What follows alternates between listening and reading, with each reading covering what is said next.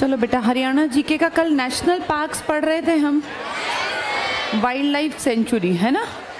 हमने टॉपिक समझ बहुत अच्छे तरीके से लिया, बस किताब में से पढ़ना हमारा बचता है, वो फटाफट से पढ़ते हैं। फिर आज अगर टाइम मिल गया तो पशु जनगणना भी पढ़ लेंगे हरियाणा की। अब जब शांति हो जाएगी तो आवाज़ बहुत बढ़िया आ जाएगी बेटा, आवाज़ तेज़ ही है। चलो पेज नंबर बताओ कितना पढ़ लिया था? 100, अलग अलग किताबों में अलग अलग थे, ठीक है। नई किताब में 101 पर है, पुरानी में 2-4 पीछे पेज आगे या पीछे मिलेगा। कल हमने फर्स्ट पेज पढ़ लिया था, हरियाणा की वन रिपोर्ट। किस चीज़ में बढ़ोतरी हुई है, वन में या वृक्ष में? वन में। कितना है आज की डेट में?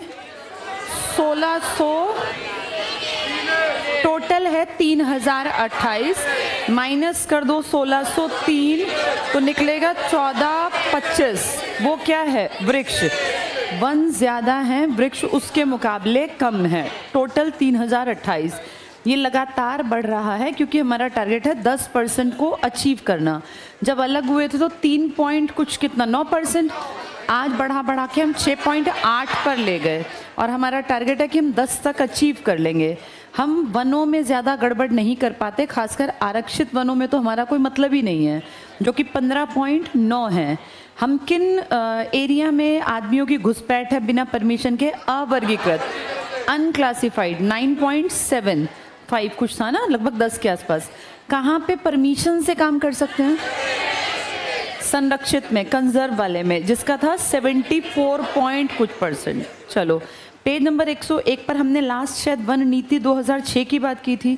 2006 में मैंने लिखवाया होगा बालिका वर्ष और बीपीएस, भक्त फूल सिंह, लड़कियों की यूनिवर्सिटी है ना हमारे उत्तर भारत की। चलो हरियाणा में वनों का वर्गीकरण, यही पढ़ना था आज, फटाफट से पढ़ें क्योंकि ये सब तुम्हें आ गया। अब आ जाओ, अगला मैप देखना, ज़रा समझाया हुआ है? मैप नहीं समझाया, फटाफट से पढ़ो मैप को। ये एक काम करते हैं, मैप तो लास्ट में कर लेंगे, पहले अंडरलाइन कर लेते हैं क्योंकि हमें आता है पहले से।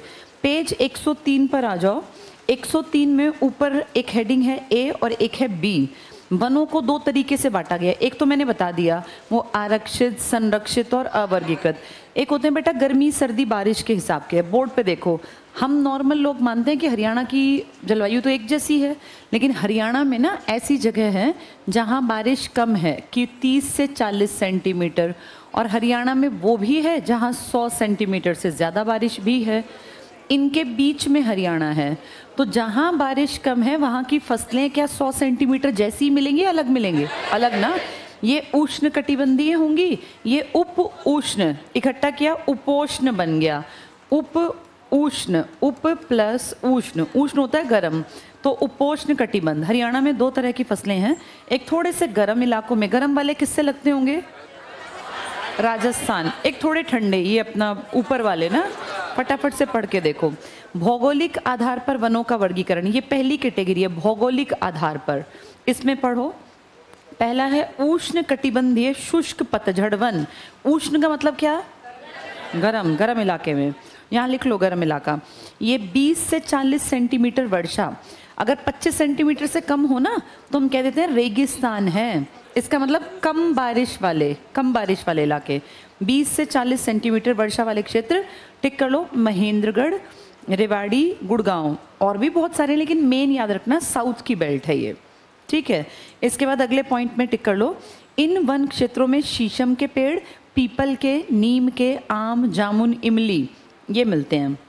नेक्स्ट टिक करना, राज्य के शुष्क क्षेत्रों में कीकर, झरबेरी, नीम, खैर। नेक्स्ट लाइन में देखो, थूहर और सरकंडा। सरकंडा पता है तुम लोगों को, जो ये गांव में मूढ़े बनते हैं ना हमारे, हाँ लकड़ी के, वो सरकंडा है। सरकंडे का बहुत बड़ा कामकाज हमारे गुड़गांव की बेल्ट में, लिख लो यहाँ। ये घास का प्रकार है सरकंडा, और इससे मूढ़े बनते हैं। जैसे बांस है ना घास, ऐसे सरकंडे भी घास है, और इससे गांव में घरों में बैठक में जो लोग मूढ़े नहीं रख लेते हैं वो इसी के बनते हैं। सरकंडे का बढ़िया काम कहाँ पर है? गुड़गांव की पट्टी में, उस एरिया के आसपास। तो लिख लेना सरकंडे घास, घास का प्रकार मूढ़े। अब आ जाओ उप उष्ण। उप का मतलब थोड़े से कम गर्म, उपोष्ण कटिबंधीय पाइन वन। सबको पता है पाइन कौन सी वाली वनस्पति को बोलते हैं? पाइन ट्रीज की खास बात क्या होती है? इनकी शेप अमूमन ऐसी होती है। अब बताओ ऐसी कहाँ होती है? जहाँ पहाड़ होते हैं। कहाँ मिलेंगे ये? जो शिवालिक की रेंज है, यानी अंबाला, यमुनानगर, पंचकुला। टिक करो ये वन पहाड़ी क्षेत्रों के 100 सेंटीमीटर वर्षा वाले क्षेत्रों में, अंडरलाइन कर लो, पहाड़ 100 सेंटीमीटर, अंबाला, पंचकुला और यमुनानगर और हिमाचल प्रदेश के सीमावर्ती क्षेत्रों में। तो जो सीमावर्ती में मिलेंगे वो उपोष्ण होंगे और पाइन होंगे, और जो गर्म वाले हैं वो उष्ण होंगे, वो पाइन नहीं है। नेक्स्ट में आ जाओ, इसमें टिक करना, प्रमुख रूप से चीड़ और पाइन, ये दो पेड़, चीड़ और पाइन। नेक्स्ट टिक करना। इसके अलावा सिरस, कचनार, खैर, बियुल, जिंगन, अमलतास, ये एक्स्ट्रा में। नेक्स्ट पॉइंट, कालका और मोरनी में जामुन, बहेड़ा, महुआ, ये पेड़। उपोष्ण कटिबंधीय पाइन वन में आ जाओ, ये पंचकुला, अंबाला, यमुनानगर, इनमें मेन 100 सेंटीमीटर बारिश। नेक्स्ट लाइन में पाइन और चीड़ वृक्षों की प्रधानता। तो दो कैटेगरी समझ में आ गई, एक थोड़े गर्म वाले, क्या नाम? उष्ण कटिबंधीय, और दूसरे का नाम उपोष्ण कटिबंधीय पाइन वन। पाइन कहाँ मिलेंगे? ऊपर, पंचकुला, अंबाला, यमुनानगर। कितने से ज़्यादा बारिश? 100। और जहाँ 20-40 टाइप की है वहाँ उष्ण कटिबंधीय। ये हुआ भौगोलिक आधार पर बारिश और इन सब। अगला देखो, वनों का प्रशासनिक वर्गीकरण। प्रशासन को डबल टिक कर लो, जो सरकार ने किया, क्योंकि प्रशासन तो सरकार संभालती है। सरकार ने किया 3 तरीके से, टिक करना, 3 वर्ग। जो प्रशासन के हैं वो 3 वर्ग हैं। पहला अंडरलाइन करो, आरक्षित। कितने % आरक्षित है? 15.9, लगभग 16%। टिक करो, 15.9 लिख लो यहाँ, बेशक नीचे भी, पर तुम अपने हाथ से लिख लो, याद रहेगा। फिर पढ़ना, भारतीय वन सर्वेक्षण रिपोर्ट, ये हमारी नहीं, भारत की है। इसके अनुसार राज्य में, अंडरलाइन, आरक्षित वन 249 वर्ग किलोमीटर। हमारा एरिया 44,212, यानी जो पीछे का 212 है उससे थोड़ा सा ज़्यादा बस, लेकिन वो हजारों की संख्या के साथ है। राज्य के कुल वन क्षेत्रफल का 15.9%। 246 होता तो बड़ा आसान होता, लेकिन कोई नहीं, 249, 6 को उल्टा कर लो। ये क्या है 249 हमारे यहाँ? आरक्षित वर्ग किलोमीटर में आरक्षित वन 15.9%। आगे पढ़ना, भूमि कटाव, बाढ़ की रोकथाम, जलवायु, लकड़ी आपूर्ति की दृष्टि से इन्हें सुरक्षित वन, टिक कर लो। ये सुरक्षित है, इनमें कोई परमिशन के साथ भी लकड़ी नहीं काट सकता। ये जैसे नेचर में है, चाहे टूटें चाहे कुछ भी हो, हमें कुछ नहीं करना, ये आरक्षित है। नेक्स्ट टिक करना, इन वनों में लकड़ी काटना और पशुचारण निषिद्ध है, यानी अलाउ नहीं है। विद परमिशन है या बिल्कुल भी नहीं है? बिल्कुल नहीं है। कितने % ज़मीन हमारी सेफ है? लगभग 15.9, 16%। इस पे कोई कुछ नहीं करेगा। इस पे सरकार ने इतने स्ट्रिक्ट नियम बना दिए, 16% पेड़ जहाँ हैं वहाँ तुम्हारा कोई भी इंटरफेरेंस नहीं होना चाहिए। किस श्रेणी में आ गई है? आरक्षित में। ये इंपॉर्टेंट है। आगे, इन वनों से अनेक मूल्यवान वनोत्पाद प्राप्त किए जाते हैं, वो सरकार करेगी, आप नहीं कर सकते। 16% सेफ हो गया। एरिया पूछेंगे तो कितना? 249 वर्ग किलोमीटर। नेक्स्ट पे आ जाओ, संरक्षित विद परमिशन, मर्जी नहीं, विद परमिशन, पूछ के परमिशन के साथ। परमिशन एक लिमिट में मिलेगी, अनलिमिटेड नहीं। ये लगभग 74%। भारतीय वन सर्वेक्षण रिपोर्ट, ये बातें तुम खुद कह रहे हो या भारत की रिपोर्ट कह रही है? हाँ, तो इसलिए ये एग्जैक्ट है, इसमें कोई बढ़ा चढ़ा के नहीं है। ये के अनुसार राज्य में संरक्षित वन 1158 वर्ग किलोमीटर, 74.28%। ये टिक कर लो। 74%। एरिया किलोमीटर में नहीं आएगा, प्रतिशत में पूछ सकते हैं, 74। नेक्स्ट पॉइंट, इन वनों में संरक्षण के साथ साथ उत्पादन के लिए विभिन्न गतिविधियां चलाई जाती हैं। तो इनकी सेफ्टी तो है ही है, लेकिन गतिविधियां भी हैं। कौन गतिविधि करेगा? मनुष्य, इंसान, परमिशन के साथ। नेक्स्ट पढ़ लो, क्योंकि इस क्षेत्र में लकड़ी काटना, पशुचारण भी किया जाता है। भी को टिक कर लो। क्या आरक्षित में था ये काम? वो बिल्कुल सेफ था, चाहे वहाँ कुछ हो, तुम्हें कुछ नहीं करना। यहाँ तुम लकड़ियाँ काट सकते हो, लेकिन परमिशन लेनी पड़ती है, लिखित में हमारे पास कागज हो। आगे बस पढ़ लो, किंतु वनों की क्षति ना हो इसके लिए पर्याप्त देखरेख, टिक कर लो। वनों की क्षति ना हो, पर्याप्त देखरेख। तो किसकी केयर करते हैं पर पैसा भी कमाते हैं? संरक्षित में केयर भी कर रहे हैं, पैसा भी, लकड़ी काट रहे हैं, पैसा कमा रहे हैं ना। किसमें कुछ भी होता रहे, तुम कुछ नहीं करोगे। और कौन सा है जिसकी कोई लिखत पढ़ती नहीं है? अवर्गीकृत। टिक कर लो। अवर्गीय ये है 9.75, लगभग 10%। राज्य में अवर्गीकृत वन 152 वर्ग किलोमीटर में है, कुल वन क्षेत्र का 9.75, टिक कर लो। 9.75। इस प्रकार के वनों में सरकार का कोई प्रतिबंध नहीं, तो अंडरलाइन करना, सरकार का प्रतिबंध नहीं, बिल्कुल फ्री है ये। नेक्स्ट, इन वनों में लकड़ी काटना, पशुचारण की स्वतंत्रता, परंतु इस एवज में सरकार कुछ शुल्क प्राप्त करती है, हर जगह नहीं करती, यानी जानवर जाके चर सकते हैं, लकड़ियाँ काटी जा सकती हैं। इनमें भारी पेड़ कभी नहीं मिलेंगे। जो बहुत ज़्यादा केयर वाले इलाके हैं वो क्या हैं?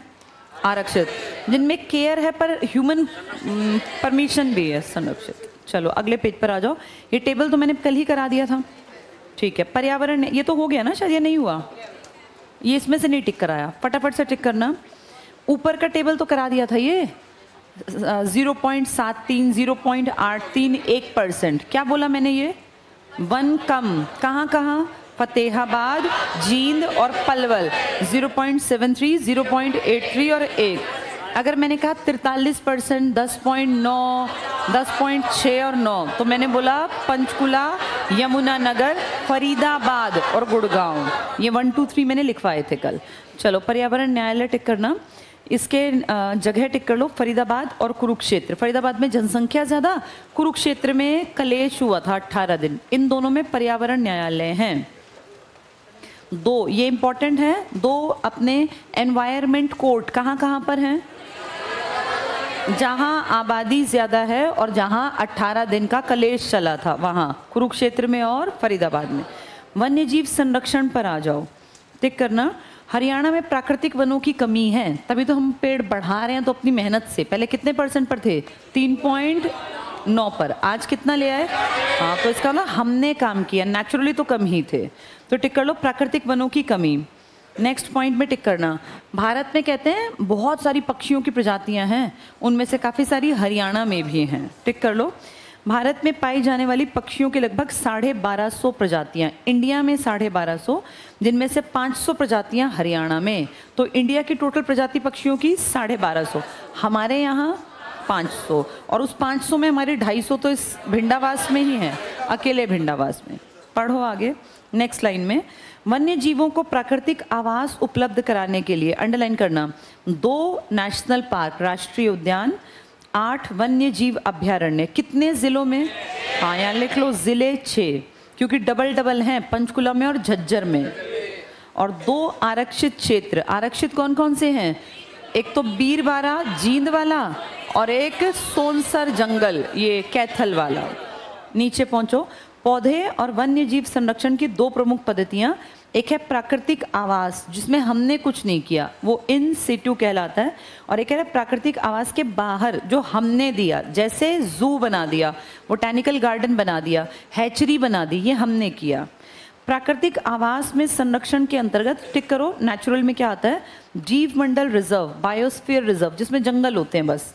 इसके अलावा नेशनल पार्क, राष्ट्रीय पार्क, पक्षी विहार और अभयारण्य। इसमें हम कुछ नहीं करते बेटा, ये नेचुरल है, जंगल है, जानवर भी हैं, झील भी है। हम तो सिर्फ ये कहते हैं भाई ये आरक्षित है, यहाँ कोई शिकार नहीं करेगा, यहाँ कोई एंट्री नहीं करेगा, विद परमिशन एंट्री करनी है। तो बस हमने इतना काम किया, वो जैसे थे वैसे के वैसे हैं। नेक्स्ट पढ़ना, प्राकृतिक आवासों के बाहर संरक्षण, ये हम करते हैं। फिर इसमें बोटैनिकल गार्डन, जहाँ तरह तरह के पेड़ उगाते हैं हम अपना टारगेट बना के, कहीं औषधीय पौधे, कहीं जो है बेचने के लिए, इस तरह से बोटैनिकल गार्डन। चिड़ियाघर, ये भी हम बनाते हैं और हम जगह जगह से लाके जानवरों को इसमें रखते हैं, कमाई का साधन है चिड़ियाघर। क्या दिल्ली में शेर मिल सकता है क्या? नहीं। वैसे जू के अलावा बाहर मिल जाएगा भाई, जू में तो मिलेगा ही। जू बनाया है, जो ये अपना एशियाई शेर है ना, ये सिर्फ कहाँ मिलता है? गिर में, सिर्फ गिर गुजरात में। फिर दिल्ली में कैसे रखा? वहाँ से लाकर रखा। तो कितनी दिक्कत है उस शेर को, वहाँ कंडीशन थोड़ी ना है, ना जंगल घूमने का, ना कोई शिकार करने का। वो ना कुछ दिनों में उनकी हालत कुत्तों जैसी हो जाती है वहाँ बंद बंद, क्योंकि एक शेर जो जंगल में घूमने की एक प्रकृति ने बनाया छोटे एरिया में, यही हमने दिल्ली में सारे जानवरों का हाल कर दिया। तो वो देखने में कोई बहुत ताकतवर नहीं दिखते, देख के तरस भी आता है, क्योंकि वो कंडीशंस हैं ही नहीं वहाँ रहने की, वो बनाई गई हैं। और दिल्ली में इससे सरकार बहुत सारा पैसा कमाती है, और सरकार का कहना है कि लोगों को भी थोड़ा समझ बढ़ती है। जू देखने से कितने सारे स्कूल नहीं जू में घुमा के लाते हैं, तो वो हमने बना रखा है, उसमें प्रकृति नहीं है कुछ भी, और वो कुछ भी नहीं है जानवर, वो क्रिएट किया गया। तो ये टिक कर लो, हमने क्या क्या बनाया, चिड़ियाघर बनाया, बोटैनिकल गार्डन, वृक्षोद्यान जिसमें हमने तरह तरह के पेड़ लगाए, फिर इसके बाद जननिक संसाधन केंद्र जहां हमने जनन प्रक्रिया यानी ब्रीडिंग सेंटर कि इनकी तादाद बढ़े, breeding centre, culture collection, hatchery जिसमें ये अपनी मुर्गी और ये सब मछली वगैरह। सेकेंड हाफ में आ जाओ। अब वो कल जो हमने 8 समझे थे 6 जिलों में, ये पढ़ लिया था, कल पढ़ा है, पहले की मत बताओ, अब पढ़ लो। हाँ अब पढ़ लो, अब इसके बाद फिर अगले साल लास्ट में पढ़ेंगे, बस 25 में। भिंडावास वन्य जीव अभ्यारण्य कहाँ है? भिंडावास झज्जर में। क्या ये रामसर साइट बन गया? कब बना? मई 2021 में। इसके पास लिख लो, मई 2021 में रामसर साइट में शामिल। रामसर कहाँ का शहर है? ईरान। समझौता हुआ था 1971 में, 1971 में। तो रामसर साइट में शामिल हो गया हरियाणा का भिंडावास। ठीक है, फटाफट से टिक करना। भारत सरकार ने, जैसे 2 तरह से काम होता है बेटा, एक करती है अपनी गवर्नमेंट जो हमारी है हरियाणा की, और एक करती है भारत सरकार। कई बार हम पहले करते हैं, भारत सरकार बाद में उसे मान्यता देती है।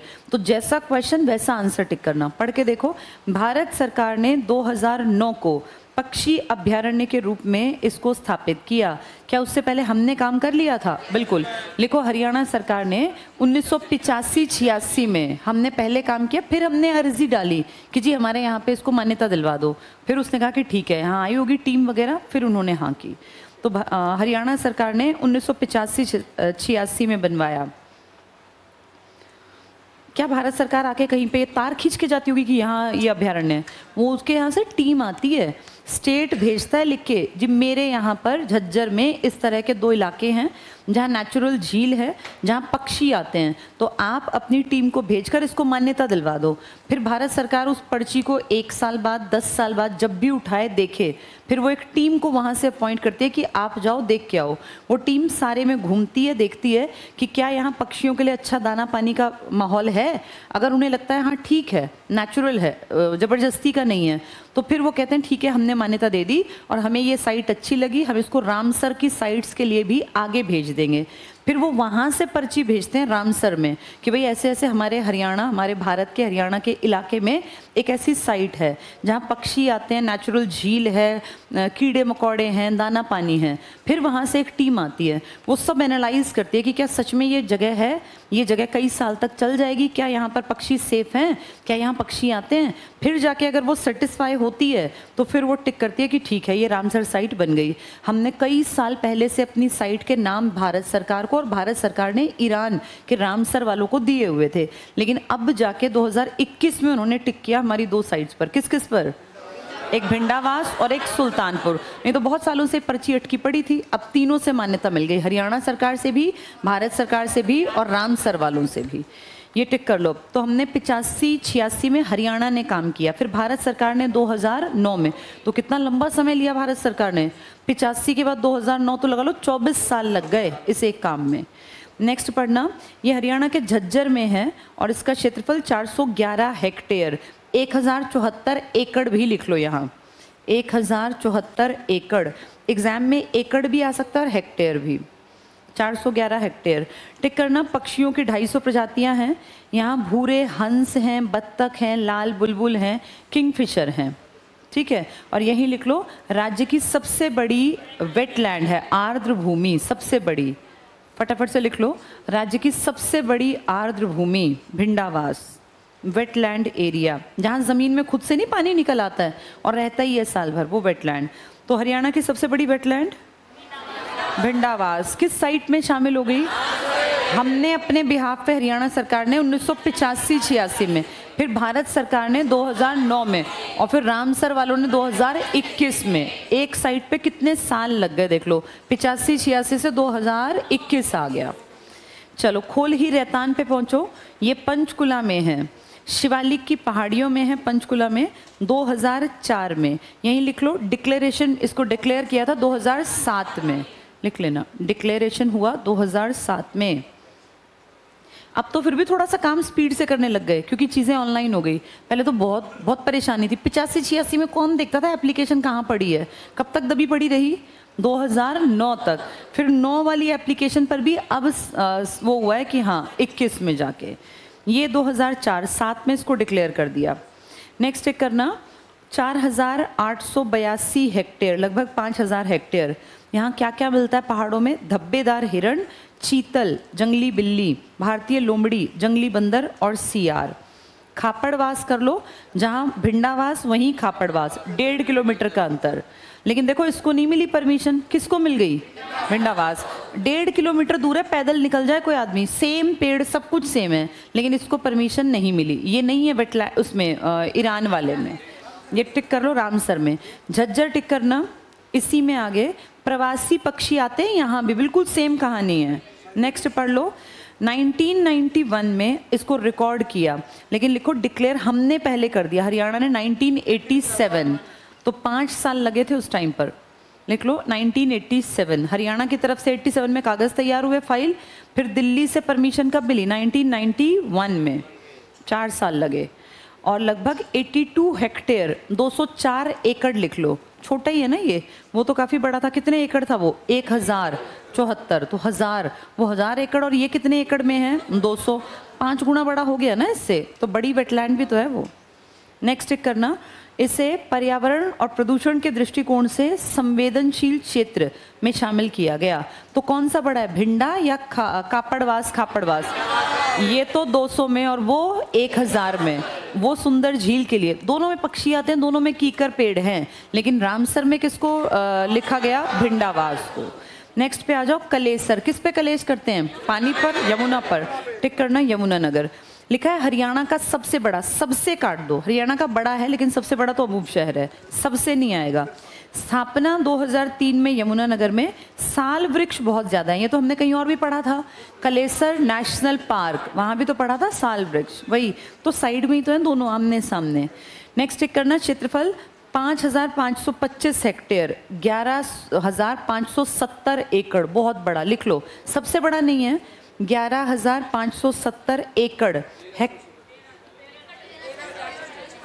बेटा इसमें नया आंकड़ा लिख लो, 11570 एकड़। हेक्टेयर उतना ही दे रखा है, 11570 एकड़ लिख लो। एक मिनट, मैं अपने पुराने नोट्स इसमें भी देख लूँ, बुक में भी। पुराने वाली का नंबर कितना है इसका? 104 पर, ठीक है। एक मिनट बेटा, क्या पढ़ रहे हैं हम लोग? कलेसर पढ़ रहे थे। कलेसर में 1 मिनट, हेक्टेयर 11570 पुरानी बुक में दिया था ना? हाँ 11570 ही तो लिखा था पुरानी में। अच्छा ठीक है, अब इसको चेंज कर लो, 11570 एकड़। हेक्टेयर में 55-25 था ना?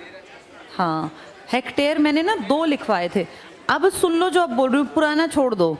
अब इसमें हेक्टेयर में जो नई किताब है इसमें ठीक दिया है 55-25 हेक्टेयर, नई किताब में। हमें यहाँ एकड़ में लिखना है 11570 एकड़, ठीक है। अब जो पुराने उनको छोड़ दो, नए आंकड़े लिख लो। नेक्स्ट पे आ जाओ, यहाँ चीतल मिलता है, भौंकने वाला हिरण, सांभर और नीलगाय जानवर है ये। संवेदनशील क्षेत्र घोषित कर दिया। नाहर पर आ जाओ, नहर में क्या रेवड़ी फेंकी थी? रेवाड़ी। टिक कर लो रेवाड़ी। 1987, क्षेत्रफल 211 हेक्टेयर। यहाँ सियार, लोमड़ी और काला हिरण, डबल अंडरलाइन करो, ये हमारा राजकीय पशु है हमारे हरियाणा का। लिख लो, यहाँ स्टेट एनिमल है ये, इसी को ब्लैक बक कहते हैं, काला हिरण। एंटीलोप, कई नाम है इसके, एंटीलोप, ब्लैक बक। तो हमारा काला हिरण कौन से अभयारण्य में घूमता मिलेगा? हाँ, नाहर। नाहर कहाँ है? रेवाड़ी में। काला हिरण, इसको डबल टिक कर लेना, इंपॉर्टेंट है। अगर तुम्हें याद हो, इसका प्रजनन केंद्र भी है पीपली में। पीपली कुरुक्षेत्र के, क्या बताया था, जहाँ पर जू है, 3 जू है ना BRP वाले, वहीं पर। तो काला हिरण टिक कर लो। मिलेगा हमें घूमता हुआ नाहर में, लेकिन इसका ब्रीडिंग सेंटर है हमारे पीपली में, कुरुक्षेत्र पीपली में। नीलगाय नेक्स्ट टिक करना, ये भी संवेदनशील नहीं, हम तो क्या पढ़ रहे हैं, नाहर पढ़ रहे हैं ना हम लोग तो। अच्छा ठीक है, काला हिरण नेक्स्ट टिक करना। 2009 में इसको भी संवेदनशील क्षेत्र घोषित। और इसी में टिक करो, एक संरक्षण केंद्र का भी निर्माण किया गया। ठीक है, नेक्स्ट पे आ जाओ, छिलछिला। इसको सियोनथी जंगल भी कहते हैं, सियोनथी जंगल लिख लेना यहीं पर।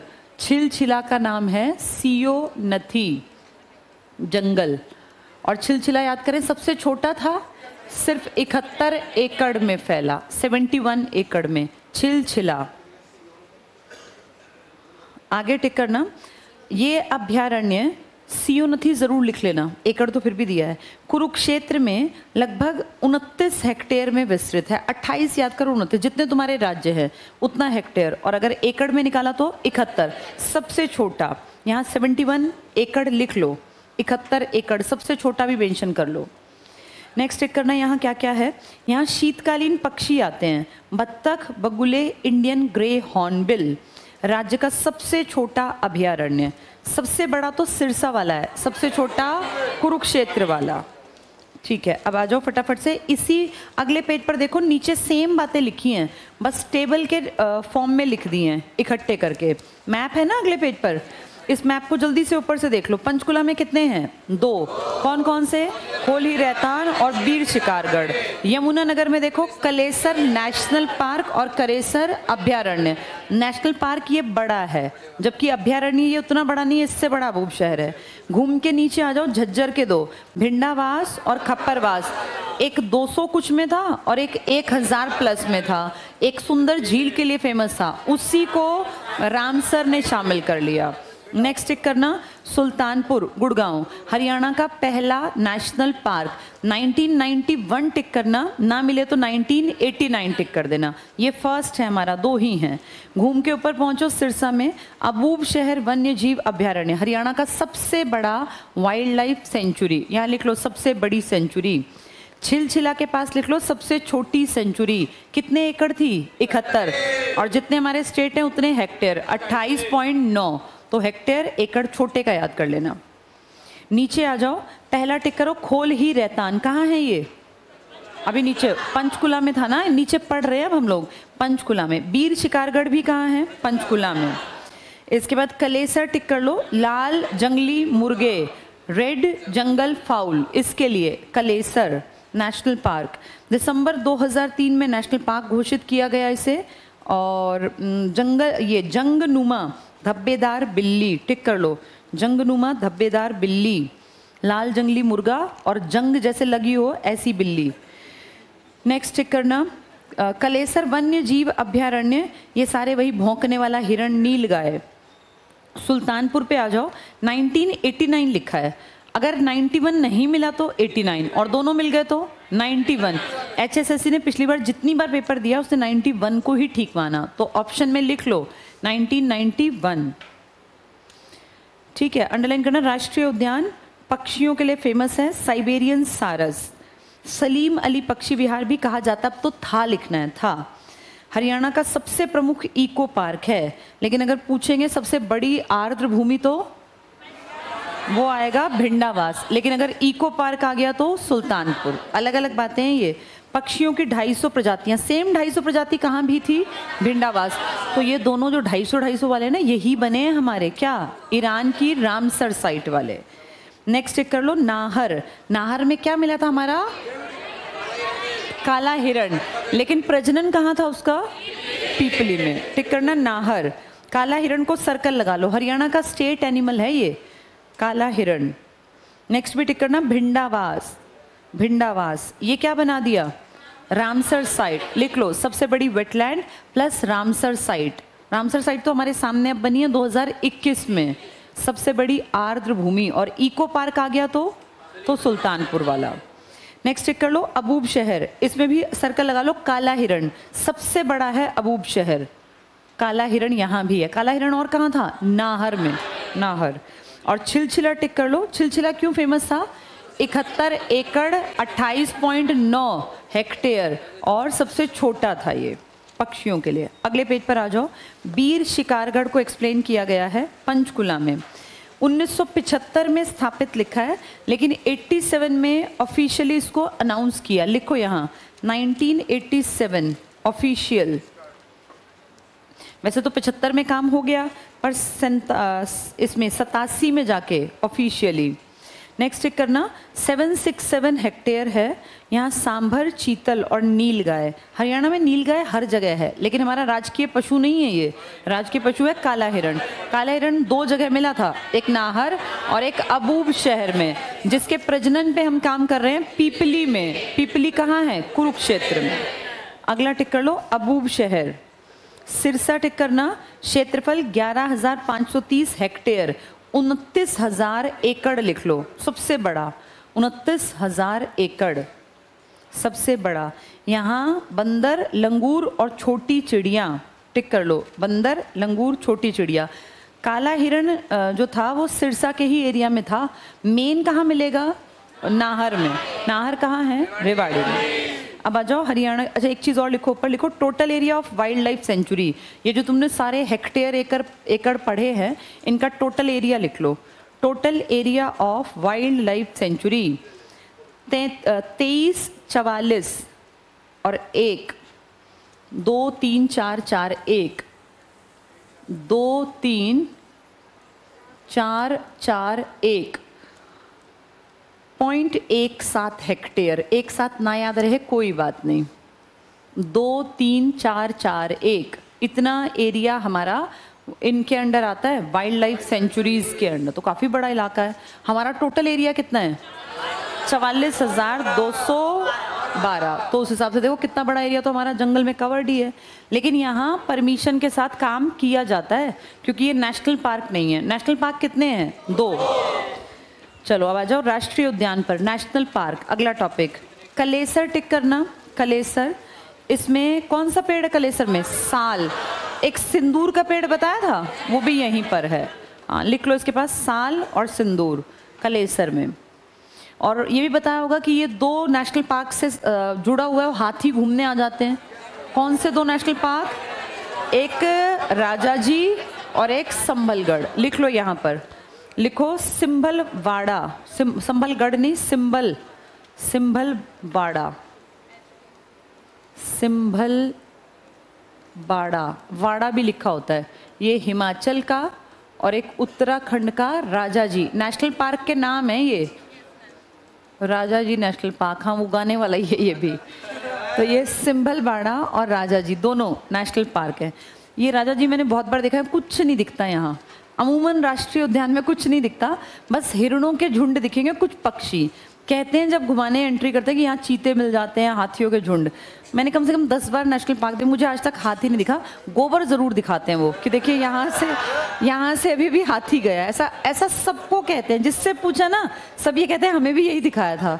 तो ये हो सकता है जानवर जो भाग जाते हो, जब उनको आवाज़ आती हो, भाई जीप चलेंगी तो जानवर क्यों आएगा।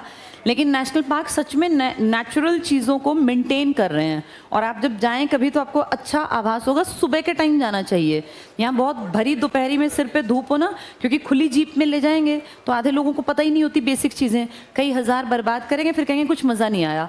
अर्ली मॉर्निंग जाना चाहिए। ये 7 बजे के आसपास अगर यहाँ जाओगे ना, 6:30-7 बजे, जब उनकी पहली ट्रिप हो तो जानवर बाहर दिख जाते हैं। और तुम चलोगे 12 बजे, तुम्हारी नींद ही 12 बजे खुलेगी तो जानवर सारे घुस जाते हैं बिलों में, फिर नहीं मिलता कुछ भी। नेशनल पार्क घूमने में पैसा बहुत लगता है। एक ट्रिप के ना, एक आदमी के जैसे 800, 1000, 1200 डिपेंड करता है नेशनल पार्क में है क्या। हरियाणा में 35 रुपये लगते हैं बस, सुल्तानपुर में, क्योंकि वहाँ कुछ भी नहीं है। एक बार हम वहाँ गए थे, 70 रुपये में 2 लोगों की टिकट थी और वहाँ कुछ भी नहीं मिला। खैर, हम इस मौसम में जाना चाहिए, नवंबर, दिसंबर, जनवरी, फरवरी, वहाँ पक्षी दिखेंगे। फिर उनकी तुम्हें दूरबीन लेनी पड़ेगी, उसका अलग से तुम्हारा किराया लगता है। तो लेकिन ये 2-4 पक्षी दिख जाएंगे। जब हम गए तो यहाँ कुछ भी नहीं था, सिर्फ और सिर्फ कीकर है। एक सड़ा हुआ सा पानी की झील थी सुल्तानपुर वाली, ज़्यादा फेमस नहीं है, यहाँ कोई टूरिस्ट नहीं आता बेटा। लेकिन अगर तुम जाओगे ना केवलादेव घाना में, कान्हाजी नेशनल पार्क में, या जो बड़े बड़े हैं जैसे असम साइड के, तो वहाँ सच में दिखते हैं जानवर। वहाँ हाथियों के झुंड, कई बार ये देखे ना रील्स में अटैक वटैक कर देते हैं, तो ये हैं। पर वहाँ की एंट्री टिकट ना फिर एक आदमी के 2500, 2000, 2200 एक आदमी के अंदर जाने के। तो जो चीज़ें जैसी हैं ना, अब हरियाणा 35 रुपये लेता है तो तुम इमेजिन कर लो कि क्या ही होगा वहाँ। इसलिए वहाँ कोई टूरिस्ट नहीं आता। पढ़ो इसमें आगे। तो ये हमने पढ़ लिया 2000। इसका एरिया कितना पढ़ा इसका? अच्छा एरिया नहीं पढ़ा ना अभी, अभी तो हम लिख रहे हैं यहाँ। क्या लिखा, किस किस से संबंधित है? सिंबल, बाड़ा और राजाजी ने। यूके और एचपी और हम 3 मिले हुए हैं। चलो पढ़ना स्टार्ट करो। यमुनानगर में अवस्थित है, दिसंबर 2003 में नेशनल पार्क बनाया। इसका एरिया 4682, कितना अच्छा होता, 2468 होता, हमें याद करना आसान रहता, लेकिन थोड़ा सा 4682 पीछे कर देना, हेक्टेयर है। यहाँ लिख लो 13,000 एकड़, 53 वर्ग किलोमीटर। ये इसलिए याद करने हैं क्योंकि ये नेशनल पार्क है, तो इसके बारे में सब पूछ सकते हैं। 53 वर्ग किलोमीटर और 13,000 एकड़, तो इसका एकड़ भी, वर्ग किलोमीटर भी और इसका हेक्टेयर भी। हेक्टेयर कितना? 4682, एकड़ कितना? 13,000, वर्ग किलोमीटर 53 वर्ग किलोमीटर। यहाँ क्या मिलेगा? कौन से पेड़ हैं यहाँ? साल के। और किस चीज़ का? सिंदूर का। कितने नेशनल पार्क से ये टच है इसकी बाउंड्री? 2, एक हिमाचल और एक यूके और एक हम। नेक्स्ट टिक कर लो इसमें। मुख्य आकर्षण यहाँ साल के वृक्ष, तेंदुआ, कभी नहीं मिलना यहाँ है लेकिन लिखते हैं ऐसा कि मिलेगा। तेंदुआ, पक्षी, लाल जंगली मुर्गा, इसको डबल टिक कर लो। मेन क्या है यहाँ? लाल जंगली मुर्गा, रेड जंगल फाउल। अगला भी टिक करना, लाल जंगली मुर्गों के लिए प्रसिद्ध है, इसी को रेड जंगल फाउल कह देते हैं, लाल जंगली मुर्गे को। 2003 में इसको नेशनल पार्क बनाया, तो ये बहुत पुराना नहीं है, अब ये 20-21 साल पहले ही बना है। इससे पहले कौन सा था? सुल्तानपुर, वो भी बहुत पुराना नहीं है, 1991। इसका मतलब हरियाणा में बहुत साल तक तो नेशनल पार्क थे ही नहीं। अब कितने हैं? 2, एक 91 में बना और एक 2003 में। बड़ा कौन सा है? 2003 वाला। पुराना कौन सा है? 91 वाला, सुल्तानपुर, जिसकी ज़मीन कम है, जिसकी एंट्री भी बहुत ज़्यादा, मैंने बताया आपको कुछ मिलता ही नहीं वहाँ। नेक्स्ट टिक कर लो, सुल्तानपुर राष्ट्रीय उद्यान। पहले इसका नाम था लेक बर्ड सेंचुरी, क्योंकि उस लेक के पास बर्ड आती थी। लिखो पुराना नाम लेक बर्ड सेंचुरी, पहले सिर्फ उस लेक के कारण फेमस था, और वो लेक भी कुछ देखने लायक बिल्कुल नहीं है। वो जब हम गए थे तो वहाँ पानी भी इतना गंदा बदबूदार लग रहा था देखने में भी, कि सड़ा पड़ा है पानी भी। खैर वो मौसम भी नहीं था, ये इस मौसम में जाना चाहिए वहाँ। लेक बर्ड सेंचुरी पढ़ो इसमें। इसकी स्थापना 1971 में, हरियाणा बनते ही ये बर्ड सेंचुरी बन गई। पीटर जैक्सन याद है? हाँ, उसने बनवाई थी ये, तो टिक करना। 71 में सुल्तानपुर गुड़गांव में की गई, जब ये पक्षी अभ्यारण्य था। 1991 में इसे नेशनल पार्क बना दिया। कितने साल लगे? 20 साल। 71 में क्या बना? पक्षी, और फिर 91 में क्या बना? National park. कितने साल के गैप में? 20 साल। उससे तुम भूलोगे नहीं। कब बना पक्षी अभ्यारण्य? 71 में।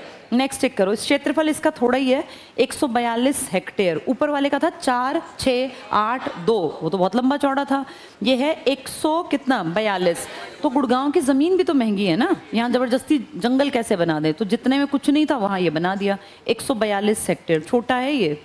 1991 में नेशनल पार्क बनने से पहले पक्षी विहार था, 71 में स्थापित। अब रटना नहीं पड़ेगा, 91 हमें याद ही है, 20 साल पहले ये पक्षी विहार था। नेक्स्ट, पक्षी विहार की स्थापना महान पक्षी वैज्ञानिक डॉक्टर सलीम अली पक्षी विहार भी कहा जाता है, पहले था, अब तो ये सुल्तानपुर है। 1972 में ये जलीय पक्षियों के लिए आरक्षित कर दिया। आरक्षित का मतलब क्या हुआ? हाँ, यहाँ से आप कुछ नहीं उठाएंगे, नेशनल पार्क की तरह। नेक्स्ट, शीत ऋतु में प्रवासी पक्षी यहाँ आते हैं, जिनमें साइबेरियन क्रेन या साइबेरियन सारस, सारस को क्रेन भी कहते हैं, ये प्रमुख है। ये राज्य का प्रमुख इको पार्क भी है। डबल टिक कर लो, पक्षियों का स्वर्ग लिख लो।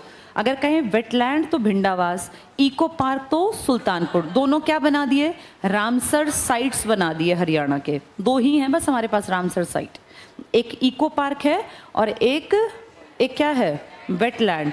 एक बड़ा इको पार्क, एक बड़ी वेटलैंड। नेक्स्ट टिक करना, साइबेरियन सारस जैसे सैकड़ों पक्षी शीत ऋतु में आते हैं। अब आ जाओ हरियाणा के संरक्षण वाले रिजर्व। पहले यहाँ लिखो हरियाणा के 3 बड़े जंगल। हरियाणा के 3 जंगल में पता है ना आप लोगों को? कलेसर है, मोरनी है, और हाँ जल्दी से लिखो, फर्स्ट कलेसर। सबसे बड़े जंगल में फर्स्ट है कलेसर। कहाँ है कलेश? किस पे? यमुनानगर। दूसरा लिख लो मोरनी हिल्स, पंचकुला। दोनों पास पास ही हैं, इनमें हार्डली 80-100 किलोमीटर का अंतर है फर्स्ट और सेकंड जंगल में। पहला बड़ा जंगल कौन सा है? और दूसरा बड़ा जंगल? तीसरा लिख लो सरस्वती अभ्यारण्य। सरस्वती अभ्यारण्य, इसी को सोनसर जंगल भी कहते हैं।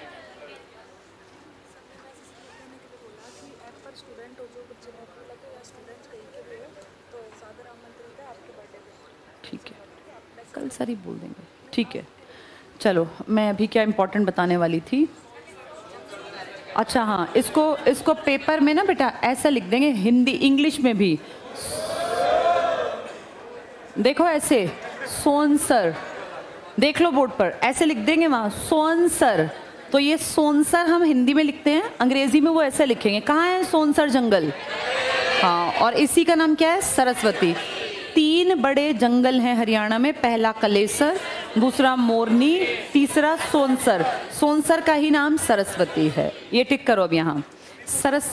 इको पार्क जो हमारी इस एनवायरनमेंट को हेल्प करे, भाई पेड़ पौधे, जानवर, पक्षी, जो हाँ इको फ्रेंडली बेसिकली हो, इस तरह का सस्टेनेबल डेवलपमेंट में हेल्प करे, किसी का नुकसान ना करे।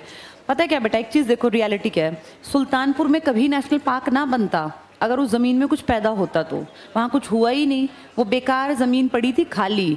तो उसको ये सोचा कि कैसे इसको यूटिलाइज करें, तो चलो उसको नेशनल पार्क बना दें। भाई नेशनल पार्क की एक ज़मीन का टुकड़ा रखना पड़ता है ना कहीं रिजर्व। तो ये कहा इसमें वैसे भी कुछ पैदा नहीं होता, बीहड़ सा जंगल सा इलाका है, ये पहाड़ियाँ हैं। कौन सी पहाड़ियाँ? अरावली की। तो बहुत उपजाऊ भी नहीं है ना, मिट्टी बढ़िया। तो ये कहा यहाँ आसपास के एरिया में, इस थोड़े से एरिया को, कितने हेक्टेयर बता रहे हैं? 142 ना, कोई बहुत बड़ा नहीं है। अब नेशनल पार्क बनाना था कोई ना कोई, तब कलेसर थोड़ी ना था, कलेसर की ज़मीन थी लेकिन नेशनल पार्क थोड़ी ना था। तो कोई ना कोई नेशनल पार्क बनाने से अपना नेशनल लेवल पे पहचान बना लेते हैं। जैसे सब राज्यों में नेशनल पार्क, हरियाणा 0, तो थोड़ा भद्दा सा लगता है ना कि एक आधा तो बना ही दो। तो फिर राह चलते कौन सा बना दिया? दिल्ली से लगता क्या है? गुड़गांव। गुड़गांव में कह दिया इसी को बना दो, वैसे भी यहाँ कुछ खास ज़मीन जो है पैदा नहीं करती। तो ये सुल्तानपुर इस चक्कर में बनाया। कलेसर क्यों बनाया? कलेसर में नेचुरली जंगल ज़्यादा थे, तो उन जंगलों को काट के तो आप घर नहीं बना सकते, रिजर्व्ड या कंजर्व में लाना ही था, तो फिर उसको नेशनल पार्क बना दिया। वो बनाना तो ठीक है, इसको तो बस ये होता ना भाई कहीं हमारा भी नाम आ जाए। तो हम भी 1991 में एक तरह से नेशनल पार्क में जब लिस्ट बनती कि नेशनल पार्क्स, तो उसमें हरियाणा के आगे 0 लिखा जाता था, फिर 1 लिखा जाने लगा सुल्तानपुर के नाम से। तो वो है ना कि भाई कुछ भी नहीं है तो चलो इसको बना दे, वो वाला काम था। ये कोई ज़्यादा बड़ा ऐसा नेशनल पार्क पैसे वैसे नहीं लगे इसमें ना, हमारी सरकार ने वहाँ कोई, अमूमन पता है क्या होता है, 5 स्टार होटल्स जिनके होते हैं ना, वो नेशनल पार्क्स में अपनी जगह ले लेते हैं सरकार से पैसों में, और वहाँ अपने बड़े बड़े होटल्स बना देते हैं 5 स्टार, जिसमें एक रात में रुकने का किराया वो सिर्फ एक रात का 25,000 30,000 रुपये। और वो ऐसी जगह बनाए जाते हैं जहाँ शेर और चीते अमूमन ज़्यादा घूमते हैं। तो वो 5 स्टार में रुकने वाला आदमी तो मैं शेर को देखूंगा ही, उसमें शीशे वीशे लगा देते हैं, तो वहाँ रहने से वो खर्चा करने को तैयार, अगले अमीर आदमी हैं, वहाँ की मेंटेनेंस निकल जाती है। इस हरियाणा में मैंने क्या कहा, 35 रुपये की टिकट है, और 35 रुपये की टिकट में तुम 5 स्टार होटल कैसे समझ सकते हो? वहाँ कुछ नहीं मिलना, इसलिए यहाँ का खर्चा भी ज़्यादा नहीं निकलता। तो सरकार ने ये सोच के भी नहीं बनाया कि यहाँ से पैसे आएंगे। एक सिंगल जीप भी नहीं जाती, रास्ता ही नहीं है जीप जाने का, इतना पतला सा रास्ता, उसमें 2 आदमी ही चल सकते हैं बस, और कीकर ही कीकर है, वो आधी तो मुंह पे ही लग जाती हैं, और जाल लगे हुए, बहुत बुरा हाल है। इस नेशनल पार्क में देखने लायक कुछ भी नहीं है। जैसे नेशनल पार्क हम सोचते हैं बड़े होंगे, वहाँ जीप चलती होंगी, हरियाणा ने उसको मिथ्या घोषित कर दिया, और हरियाणा का नेशनल पार्क बस काम चलाऊ है, कहने के लिए है, तो बस ये दिखावटी है 1991 वाला। अगला देखो, कहाँ पहुँचे हम लोग? साइबेरियन सारस हो गया ये शीत ऋतु वाला, पक्षियों का स्वर। 3 बड़े जंगल लिख लिए ना हमने, फटाफट टिक करना। सरस्वती अभयारण्य, इसका नाम लिख लिया, सोनसर जंगल। पढ़ो, 1988 में सरस्वती बागान सरस्वती वन्यजीव अभयारण्य के रूप में अधिसूचित किया गया। यहाँ लिखो डिक्लेरेशन हुआ 2007 में, रिजर्व बना दिया फिर हमने ये कि भैया इसमें कोई भी ऐसे घुसेगा नहीं बिना पूछे। 2007 में रिजर्व। नेक्स्ट टिक करना, कैथल में है ये, इसको सोनसर जंगल भी कहते हैं, और 4452 हेक्टेयर क्षेत्र में फैला है। 11,000 एकड़ लिख लो, 11,000 एकड़ यानी 11,000 किले हैं ये ज़मीन के, जंगल 11,000 एकड़। नेक्स्ट टिक करना, बीरबारा वन्य जीव अभयारण्य, ये थोड़ा छोटा है, ये जींद में है, और 2007 में बना था ये, लिख लो 2007। ऊपर वाले की डिक्लेरेशन भी कब की है?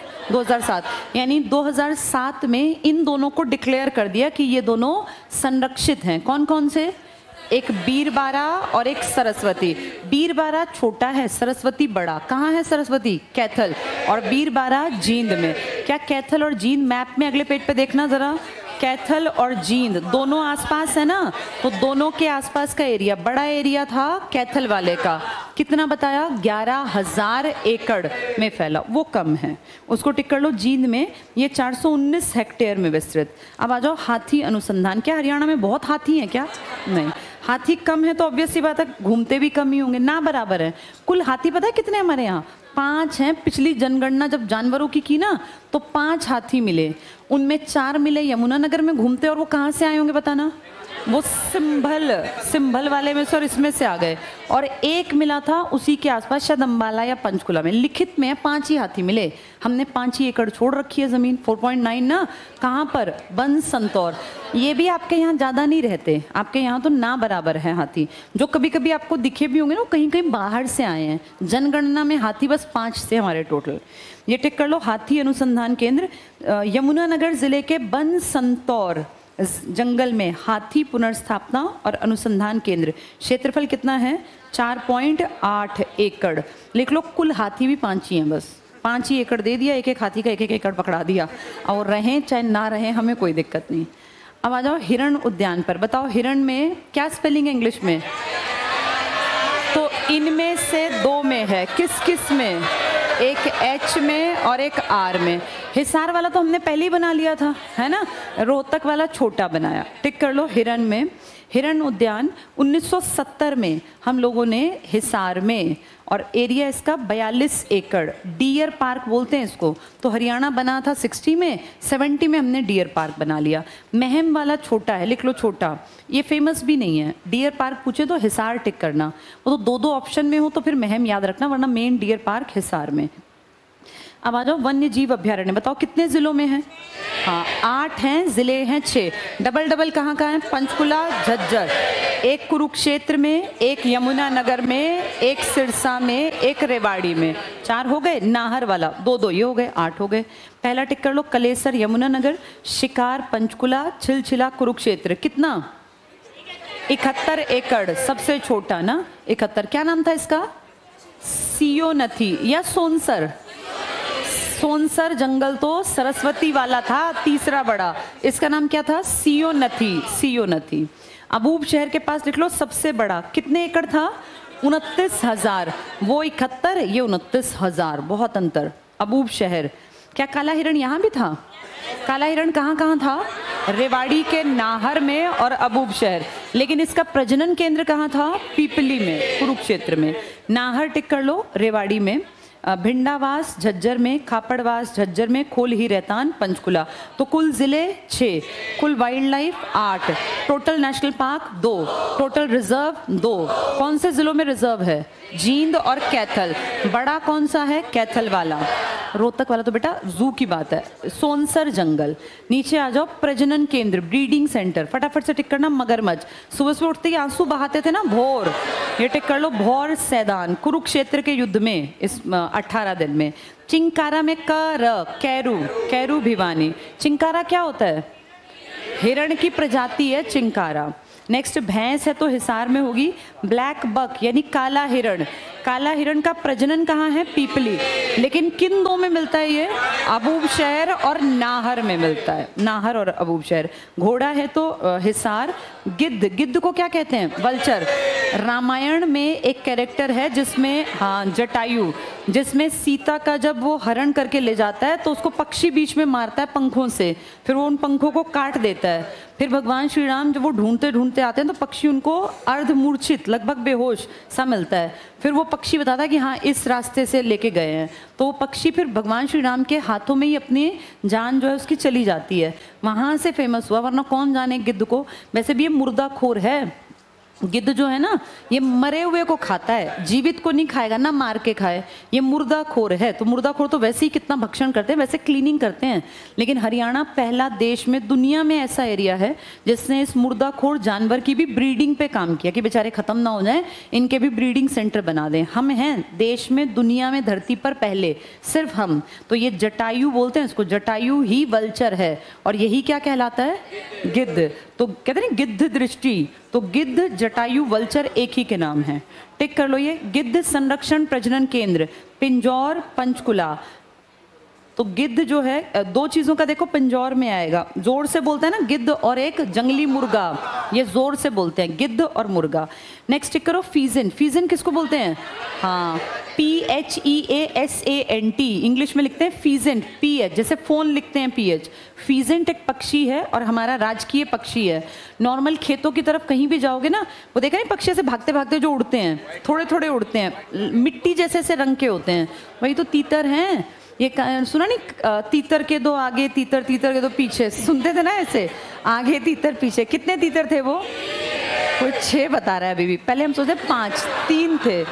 तो वो तीतर तुम्हें इसी सोनीपत के आसपास इतने तीतर हैं, कहीं गांव की तरफ जाओ, ब्राउन सी ना थोड़ी बड़ी सी चिड़िया से 3-4 गुना बड़े ऐसे दिखते हैं। वो हमारे राजकीय पक्षी हैं, बहुत ऊंचा नहीं उड़ पाता। तीतर का बहुत लोग शिकार कर लेते हैं, पका के खा जाते हैं, तो बहुत लोग इसको खाते हैं तो उड़ नहीं पाता ज़्यादा ये। चलो टिक करो। तीतर, फीजेंट प्रजनन केंद्र काला तीतर कहाँ है? ये मोरनी। हमने क्या याद किया था? तीतर और मोरनी की जोड़ी हमने याद की थी ना, तीतर मोरनी। कौन जोर जोर से चिल्ला रहे थे? गिद्ध और हाँ लाल जंगली, ये पिंजौर में थे। टिक कर लो ये। रेड जंगल फाउल, लाल जंगली मुर्गा, तो ये पिंजौर। भाई मुर्गा सुबह उठते ही बांग दे रहा है तो चिल्ला रहा है वो, और एक दूसरा कौन? गिद्ध, ये जोर से चिल्लाते हैं पिंजौर में। और मोरनी और तीतर, तो काला तीतर मोरनी वाले इलाके में। नेक्स्ट है मयूर या मोर और चिंकारा, दो एक साथ बुआ में थे ना, झाबुआ, मोर और चिंकारा। टिक कर लो, झाबुआ रेवाड़ी। यहाँ एक इम्पॉर्टेंट चीज़ लिख लो, एक इम्पॉर्टेंट में फटाफट से लिखना, लिखो JC, इसका मतलब Jatayu, Jatayu conservation, Jatayu and sparrow, चिड़िया, Jatayu and sparrow conservation, conservation breeding centre. तो 2 चीज़ों को कंजर्व करता है, जटायु एंड स्पैरो। हम हरियाणा वाले हम कुछ भी कर सकते हैं, आधी अंग्रेजी मार दी आधी हिंदी, या तो इसको, और इसका नाम सच में ऐसे ही रखा क्योंकि ये लिखते हैं JC, तो जटायु, JCBC ऐसे लिखते हैं, ब्रीडिंग सेंटर। तो जटायु कंजर्वेशन, लेकिन पूरा नाम क्या है? Jatayu and sparrow. जटायु को अंग्रेजी में वल्चर लिख देते, नहीं, जटायु हिंदी में लिखा, एंड स्पैरो अंग्रेजी में। ये हमारी पहचान है कि हमने हरियाणा वालों ने अपना खुद बना रखा है। लिखो यहाँ Jatayu and sparrow conservation breeding centre, तो पूरी अंग्रेजी है, बस आगे जटायु लिख रखा है। Jatayu and sparrow conservation breeding centre, JCBC 2001। ये सन पूछा गया था पिछली बार, इंपॉर्टेंट है ये, फुल फॉर्म भी पूछ सकते हैं। तो Jatayu and sparrow conservation breeding centre, वही लिखवा रही हूँ, फटाफट से लिख लो यहाँ पर। वर्ल्ड की लिखो, वर्ल्ड्स लार्जेस्ट फैसिलिटी है यहाँ। इतना बड़ा वल्चर पे किसी ने काम नहीं किया, किसी को ज़रूरत ही नहीं है गिद्ध की, हमें ज़रूरत है। वर्ल्ड्स लार्जेस्ट फैसिलिटी, ठीक है, ये यहाँ लिख लो कहाँ है? बीर शिकारगढ़, बीर शिकारगढ़ वाइल्ड लाइफ सेंचुरी। बताओ बीर शिकारगढ़ कहाँ थी? पंचकुला में। कहाँ? अगर जटायु है तो पिंजौर आएगा या मोरनी आएगा? हाँ, जटायु जोर से चिल्लाया था ना भगवान श्री राम, तो पिंजौर लिख लो। बीर शिकारगढ़ वाइल्ड लाइफ सेंचुरी के अंदर ब्रैकेट में पिंजौर पंचकुला। एग्जाम में मोरनी भी याद आएगा 2-4 को, मोरनी और क्या था वहाँ पर? काला तीतर। काला तीतर पूछे तो मोरनी में, और अगर पूछे लाल जंगली मुर्गा तो जोर से बांग देता है, और जटायु भी जोर से। क्या नाम है सेंटर का? JCBC। BC का मतलब ब्रीडिंग सेंटर, J का मतलब Jatayu and sparrow conservation breeding centre. ठीक है, चलो आज इतना ही पढ़ लेते हैं, बाकी ये चिड़ियाघर वगैरह कल पढ़ेंगे।